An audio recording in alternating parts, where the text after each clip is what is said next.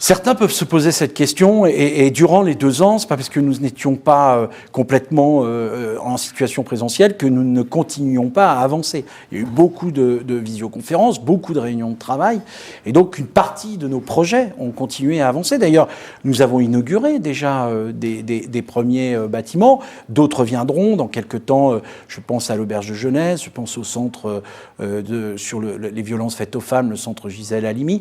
Et puis, nous avons travaillé. Et au fond, les intuitions ou les orientations que nous avions avec l'équipe municipale, la majorité, imaginées dans cette campagne électorale qui était entre ces 2 tours, ont été justement au cœur de la crise.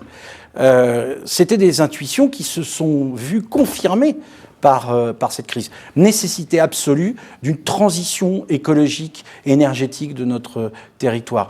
Volonté déterminée de réussir un apaisement de l'espace urbain, travail sur les questions de sécurité et de tranquillité publique. Donc tous ces sujets ont été continués à y porter. Ce qui est vrai, parce qu'il faut toujours être transparent et dans la vérité. Ce qui est vrai, c'est que nous sommes actuellement, et c'est pas tant la crise sanitaire d'ailleurs, que les conséquences économiques, et notamment aujourd'hui les problématiques d'inflation ou de matériaux qui ne sont pas livrés facilement. Ce qui est vrai, c'est que sur certains chantiers, sur certains appels d'offres, nous avons pris du retard lié à des marchés publics infructueux parce qu'on n'a pas exactement les matériaux nécessaires.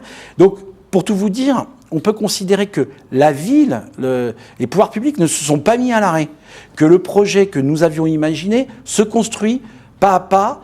Il a pris dans certaines situations, et c'est bien normal à cause du Covid, des délais, mais en tout cas, nous sommes déterminés à aboutir. S'il s'avérait que ces 2 ans marquaient réellement ou fortement la réalité de nos réalisations, alors nous aurons l'occasion de l'évoquer, nous informerons les gens, et beaucoup de gens comprendront parce qu'ils ont vécu les mêmes problèmes dans leur propre profession, dans leur propre métier, où ils ont bien vu que cette crise n'a pas été anodine et qu'elle a eu des conséquences sur les chiffres d'affaires des entreprises, sur les carnets de commandes, etc.